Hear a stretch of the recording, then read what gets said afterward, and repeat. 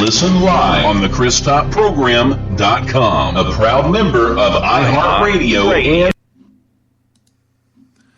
I think I just realized what the problem was yesterday. For some reason, when I have my website up, I just had, okay, I think I know what's going on.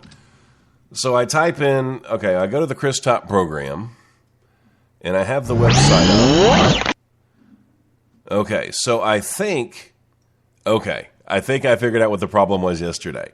Okay, let me just start the show. I'm just going to keep going because I don't want to start, because I've started this show like 6 times, and I'm getting frustrated. But here we go. Snow day, and this is according to Webster's Dictionary, a day when God says, "Teachers, I still love you." In the second definition, a day when parents realize just how underpaid teachers really are. Portions of the day's programming are reproduced by means of electrical transcriptions or tape recordings. You can either talk in the Chris Top Program. I am the one and only Chris Top. You can either talk in the Chris Top Program. Broadcasting live from my lavish studio apartment.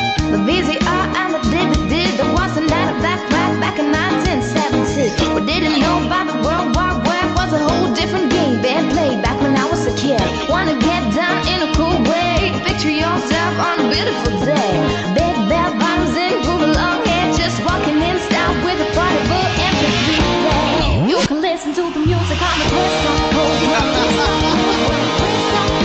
You can hear the music on the Chris Top Program. Play the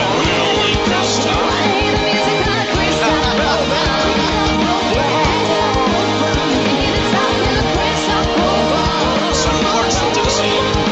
You can hear the talk in the Chris Top Program. This is the Chris Top Program.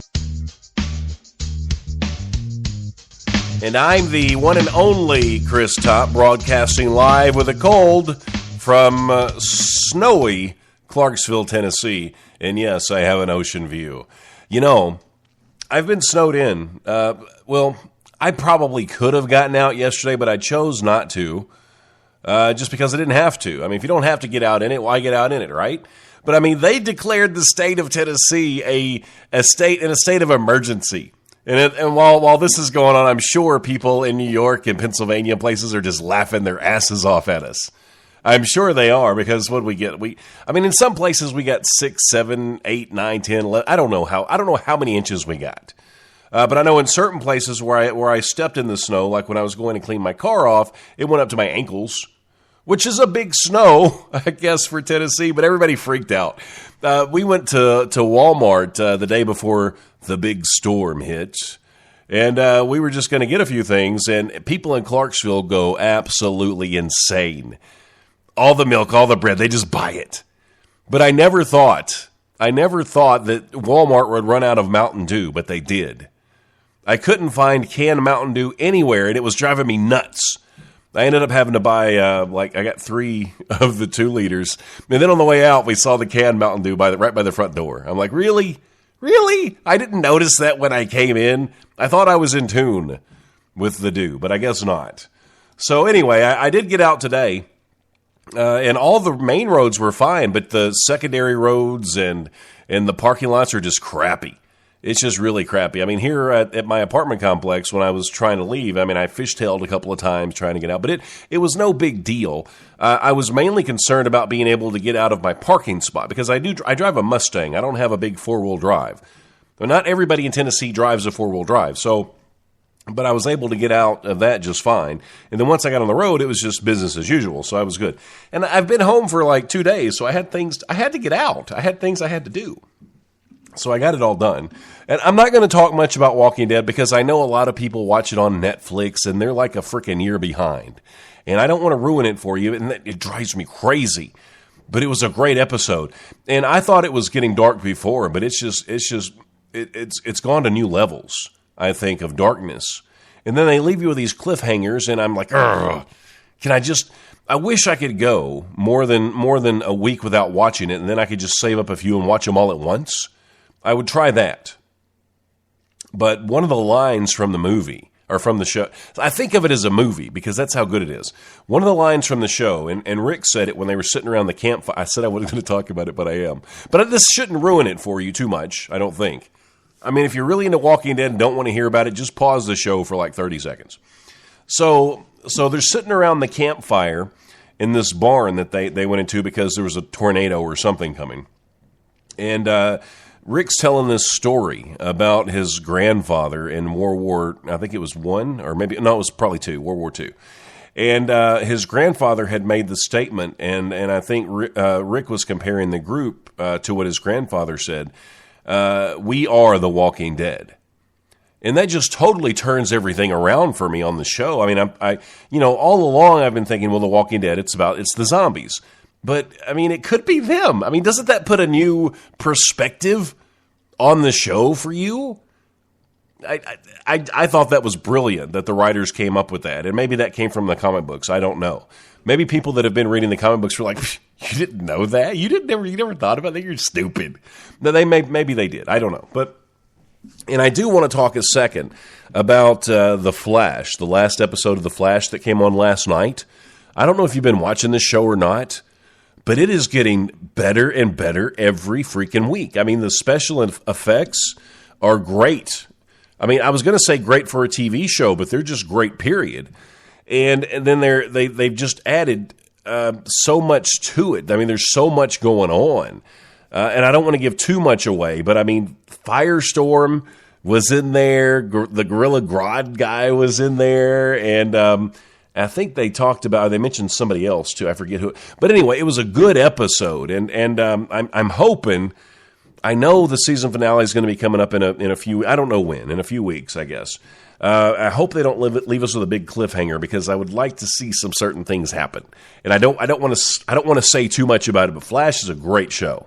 I'm still watching Arrow, but I think my appreciation for Flash actually surpassed Arrow. So I don't know. Anyway, so today I do want to talk a little bit about Cindy Crawford. Some photos, and I'm doing this in quotations. Some photos of her leaked that were not fixed, that were not airbrushed, or however they do it. I don't know how they fix those things. And it shows her stomach. It's not one of those nudie photos. It's not like that. But it was just leaked before it was touched, and it shows her stomach. And she's not sporting the supermodel stomach that you're used to. But you've got to remember something here. Okay, Cindy Crawford is 48 years old. And if you've seen the picture of her, and if you haven't seen it, just Google her name, Cindy Crawford. It'll pop up, trust me. It's all over the place right now. But when you look at her, if you're living in the real world with real people and you're not surrounded by supermodels 24 hours a day like most people, she looks great. And I'm not even going to say she looks great for her age. She looks great for any age. And I dare you to argue with me if you look at the picture of her and her stomach. I dare you to argue with me. Now, there are a couple of things that are a little irritating to me about the article and about what's going on. Now, this is a big deal right now because a lot of women are saying, it's okay to be you. You don't have to look like supermodels. And I hate it when people say this subject is trending. And that's why people are like behind it and being positive. It's just because it's trending right now. Next week, Dunkin' Donuts might be trending and they'll forget about this. And they'll be like, ooh, look at Cindy Crawford's stomach. Yuck. That's not trending anymore, so I can say what I really think.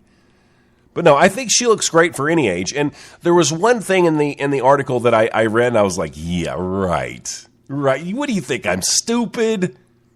You think I'm just stupid? And I'm going to tell you what that is if I can find it. Okay, here we go. Okay, and this is what the lady that leaked the pictures said, and I say that in quotations. Do I sound funny? I have a cold. I'm trying really hard not to. I know I sound funny most of the time anyway. I get that, but I may sound extra funny today, and I apologize. But this is what the lady that said that tweeted the picture. She's a British journalist, Charlene White. And this is what she said. She thought I thought I would tweet the picture And you've got to remember, she tweeted the picture without anybody's permission. I mean, unless Cindy Crawford called her and said, why don't you just go ahead and tweet it? I don't think that happened because she's not making any comments on it. But this is what the lady said. She thought, I thought I would tweet the picture because I found it incredibly empowering to see someone as beautiful and as iconic as Cindy Crawford in her natural form. And that's a direct quote from her. Now, what do you think when you hear that? Did she have the best intentions for society for Cindy Crawford when she tweeted the picture? Hell no, she didn't. Why did she tweet the picture? Because she wanted to be popular. She wanted to pick up some Twitter followers. She wanted to get her 15 minutes. That's why she tweeted the picture.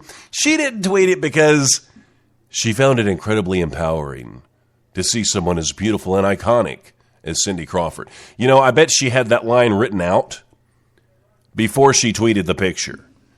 Does that get under your skin as much as it gets under my skin? Does it?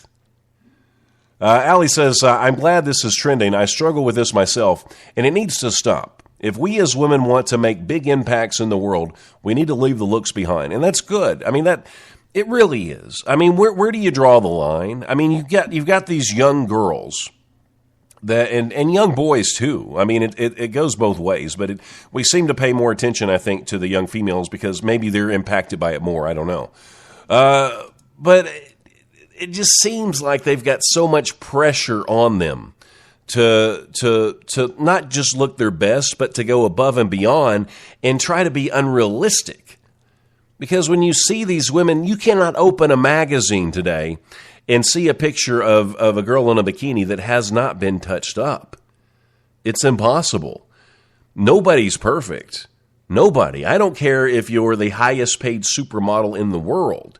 There's some flaw that you have, and it's been touched up. So I don't like the message that it sends to all these young women. I really, really, really, really don't. But it's a life lesson. They need to know that they can look at that stuff and know that it's not real, and they don't have to meet those expectations because the world is full of normal people, and there are just a handful of these supermodels. So they need to remember that. Now, a story with a little more meaning, and I'm kidding, this has no meaning at all. But I do have a couple of pieces coming up that I want to talk about, and I'm going to try not to get too mad. I'm going to try not to get too disgustingly mad when I bring up one, and I'm going to give out the award for Parents of the Year on that one. And then I've got a really touching story that I want to share with you, and I'm pretty much going to read the article to you just because I want to make sure I get everything in, and it's so touching. But first this is the important story of the day. Police in Northern California, they say a man attempting an armed carjacking, he bailed when he couldn't drive a stick shift. I would think that would be a prerequisite if you're going to be a carjacker, or maybe they don't. I don't know. Maybe carjackers don't have to be as good as they used to. I don't know. But I would think it would have to be a prerequisite if you're going to be a carjacker. I mean, if you're going to have that on your name tag, Phil the carjacker, you would have to know how to drive a stick shift. Or at least be able to tell that it was a stick shift before you actually tried to carjack it. But get this, he tried to carjack the car, and he still got away on his feet. So I don't know. Maybe now carjackers just have to be fast runners. Possibly. Who knows? Now, there were some upset parents. Parents get upset all the time, don't they? These parents, they went to a drive-in movie to take their kids to see the new SpongeBob SquarePants movie. Well, evidently, this particular drive-in movie has another screen, and you can see that screen from your car.